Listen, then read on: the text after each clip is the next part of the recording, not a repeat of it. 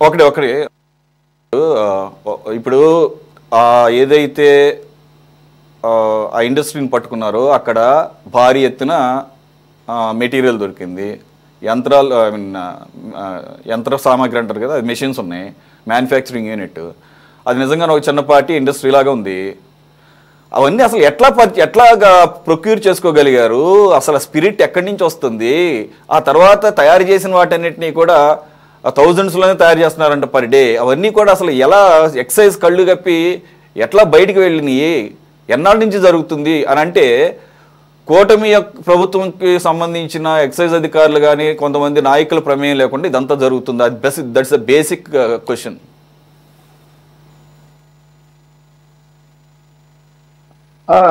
సురేష్ గారు నమస్కారం మీకు అందరికి.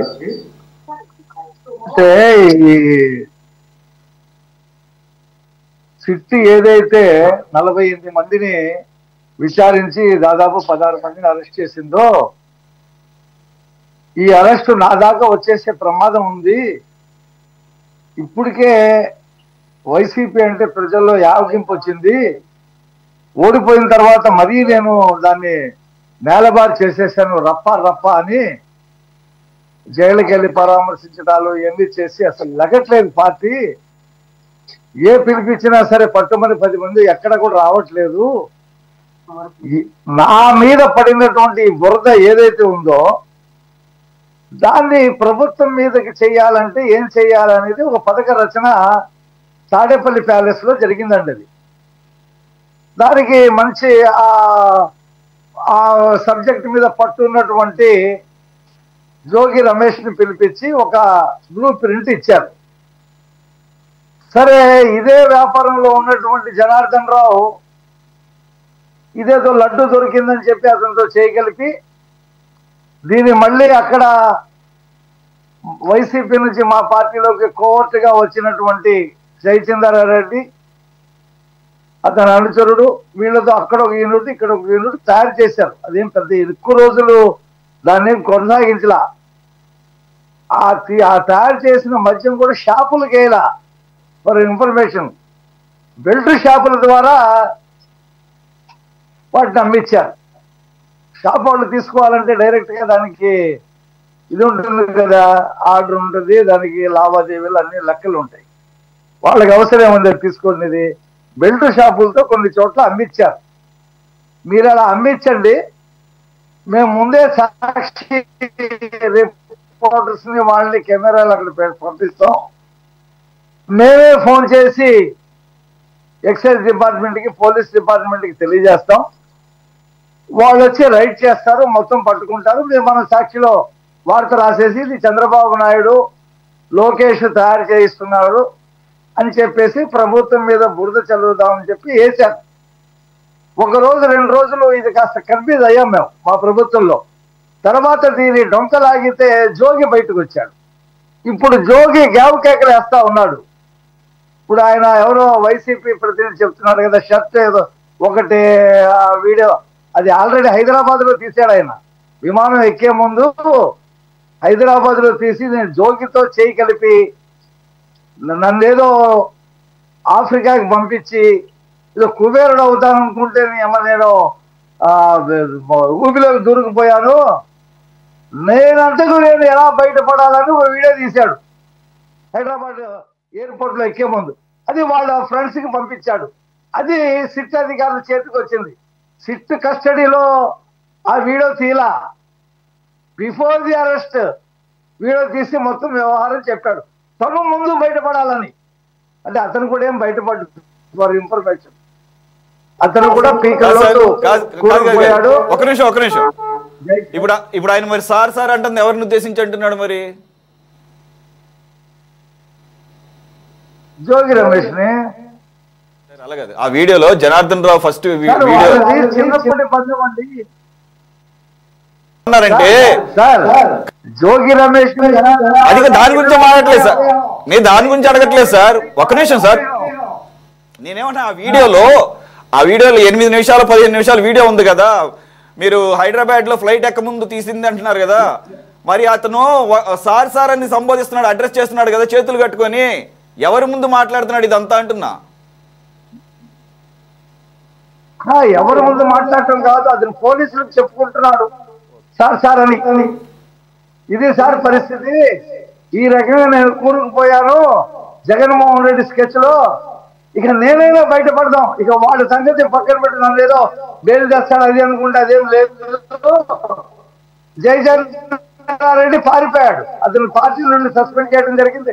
జగన్మోహన్ రెడ్డి జీవితంలో డ్రైవర్ని చంపి డోర్ డెలివరీ చేసిన సుబ్రహ్మణ్యం చంపి డోర్ డెలివరీ చేసినటువంటి ఎమ్మెల్సీ అనంతబాబుని సస్పెండ్ చేయాల. ఇప్పుడు ఇందాక ఆయన వైసీపీ ప్రతినిధి మాట్లాడుతూ ఉన్నాడు, మర్డర్ చేసిన వాళ్ళు ఇలా చెప్తారంటే దస్తగిరి చెప్పాడుగా ఏ రకంగా నాకు 40 లక్షలు ఇచ్చారు, ₹1 కోటి ఎలాగా ఇచ్చేశారు, గొడ్డలు ఎక్కడ కొన్నాను, ఎవరింట్లో కూర్చొని మేము పథకం వేసాం అని లేదు, మేమంతా కలిసి భాస్కర్ రెడ్డి ఏం చెప్పాడు, ఇవన్నీ కూడా చెప్పాడు కదా. అలా చెప్తారు, అలా కొంతమంది చెప్పేవాళ్ళు ఉంటారు, మర్డర్లు చేసిన వాళ్ళు కూడా చెప్పేవాళ్ళు ఉంటారు. అలాగేమి చెప్పకూడదనేవి బయలాలో ఏం లేదు, చెప్తారు. కానీ జగన్మోహన్ రెడ్డి మాత్రం 4:30కి వచ్చి వివేకానంద రెడ్డి శవం దగ్గర ఎలా ఎన్నిసార్లు గొడ్డలతో కొట్టారు, ఆయన ఎక్కడ పడిపోయాడు, బాత్రూమ్కి ఎలా తీసుకెళ్లారు, మళ్ళీ ఎలా తీసుకొచ్చారు, కుట్లు ఎలా కుట్టారు జగన్మోహన్ రెడ్డి చెప్పేశాడు. తర్వాత ఎప్పుడు దస్తగిరి చెప్తాడు ఆ సంగతి. కాబట్టి ఇవన్నీ కూడా బయటపడతాయి. చంద్రబాబు చేతిలో పట్టా కత్తి పెట్టి చంద్రబాబే చంపాడని, లోకేష్ సహకరించాడని, ఆదినారాయణ రెడ్డి అందించాడని కథనం రాశాం కదా మనం, గుండెపోటని. ఆ తర్వాత ఏమైంది, అది ఎవరికి చుట్టుకుంది, ఎవరి దాంట్లో ఇది కూడా అంతే. ఈ జోగి రమేష్ జగన్మోహన్ రెడ్డి వేసినటువంటి ప్లాను బూమరాంగ్ అయిపోయి ఇప్పుడు ప్రమాణాలు అంటున్నాడు, తిరుపతి అంటున్నాడు, కాణిపాకం అంటున్నాడు. నీకెందుకే నువ్వు సిబిఐ ఎంక్వైరీ అడుగుతున్నావు కదా, హైకోర్టుకి వెళ్ళి ఇది సిట్టు విచారించడం కుదరదు, సిబిఐ ఎంక్వైరీ కావాలని నువ్వు కేసు చేసుకో. అక్కడ కరూరులో వేశారు కదా, తమిళనాడులో సిట్టు కాదంటే సుప్రీంకోర్టుకి వెళ్ళారు వాళ్ళు, విజయన్ వాళ్ళు. సుప్రీంకోర్టు సిబిఐ ఎంక్వైరీ ఓకే అని చెప్పింది. కాబట్టి ఈ జోగి రమేష్ కూడా ఈ ప్రమాణాలు వెళ్ళి అవసరంలా, కోర్టుకి వెళ్ళి సిబిఐ ఎంక్వైరీ అడగొచ్చు.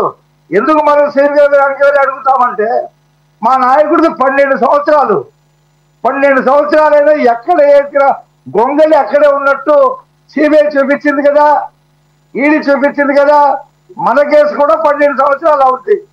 కాబట్టి మనం సిబిఐ ఎంక్వైరీ అడగాల. అది జగన్మోహన్ రెడ్డి డైరెక్షన్.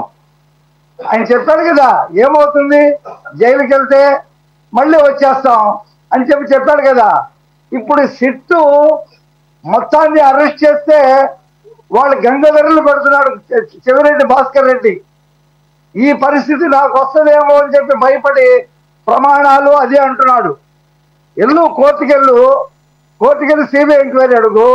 దేవుడి దగ్గర ఎందుకు అడగడం, మళ్ళీ ఎందుకు దేవుడు లాగటం, కులాన్ని లాగుతావు, దేవుణ్ణి లాగుతావు, ప్రాంతాన్ని లాగుతావు.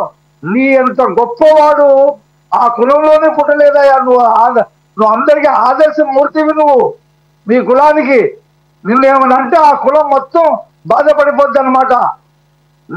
నీ కడుపు నొప్పి బాధ మొత్తం మీ కులానికి బాధ అన్నమాట. మీ నాటకాలు ఆపండి నాటకాలు. ఎన్నాళ్ళు ఇప్పటికే డౌన్ అయిపోయి కింద మీద కొట్టుకుంటున్నారు. కాబట్టి ఈ రకమైనటువంటి అబద్ధాలు ఆడి ఎన్నిసార్లు బూమరాంగ్ వేయా, ఎన్నిసార్లు ఈ రకమైనటువంటి. ఇప్పుడు చిన్న మాట చెప్తాను సార్, ప్రపంచం మొత్తం హర్షిస్తుంది విశాఖపట్నం గూగుల్ వస్తే.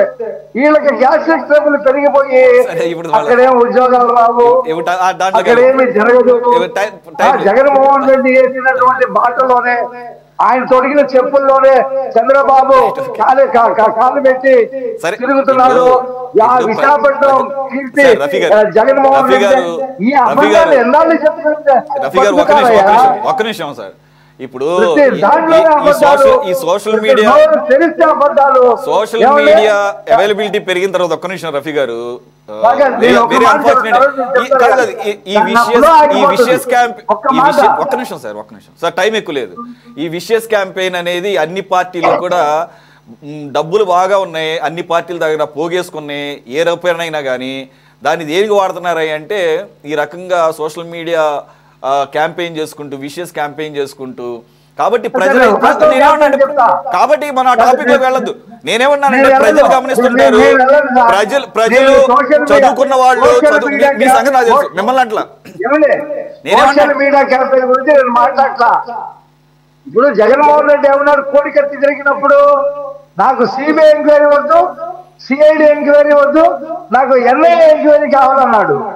ఆ ఎన్ఐఏ ఏం చెప్పింది, అసలు అందులో రాజకీయ కుట్ర లేదు, అక్కడ ఏమి లేదు, మొత్తం మేము విచారించామంటే హైకోర్టుకి వెళ్ళి ఏం చెప్పాడు, ఎన్ఐఏ లోతుగా విచారించలేదంట. ఏది 5 కిలోమీటర్లు లోతుగా విచారించలేదంట ఎన్ఐఏ. వాడి మీద సాక్ష్యం చెప్పడానికి రాలా. 5 సంవత్సరాలు దళితుడిని ఆ కుర్రవాడిని అన్ని అంశాలు చరిత్ర ఎవరికి తెలియదయా. పూలదండలో కడ్డీ గీరకపోతే ఎవరో రాయేసినాడని చెప్పి పెద్ద నాటకం. రఫీ గారు టైం మీరు అన్ని అంశాలు టచ్ చేసుకుంటా కూర్చొని టైం లేదు. ఈ జోగి రమేష్ చెప్పేది కూడా ఇలాంటిదే అంటున్నా. రైట్ ఓకే అక్కడ కన్ఫర్మ్ అయ్యి ఉండండి సార్. రైట్ సార్ లక్ష్మణ్ గారు సోషల్ మీడియా గురించి చెప్పలా,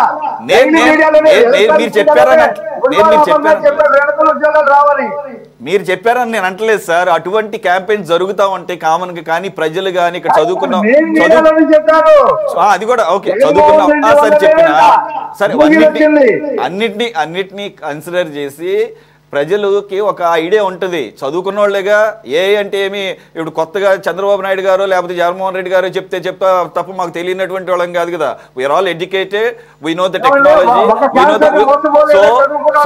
సో ఈ రాష్ట్రంలో ఒక ఛాన్స్ అంటే చదువుకున్నవాడు, ఉపాధ్యాయులు, ఎంప్లాయీస్, ఎన్జిఓలు, పారిశ్రామికవేత్తలు, రైతులు అందరూ మోసపోలేదా? వాళ్ళందరూ చదువుకోలేదా? నేననేది ఇప్పుడు మీరు నిన్న చెప్తున్నటువంటి వైజాగ్ గూగుల్ దాని గురించి అయితే నేను ఏం చెప్తున్నా అంటే జనాలు అబ్జర్వ్ చేస్తుంటారు, జనాలు డిసైడ్ చేసుకుంటారు, అది మంచిగా చెడు అనేది వాళ్ళు చూసుకుంటారు, దాని జోలికి పోవద్దని చెప్తున్నారు. సార్ లక్ష్మణ్ గారు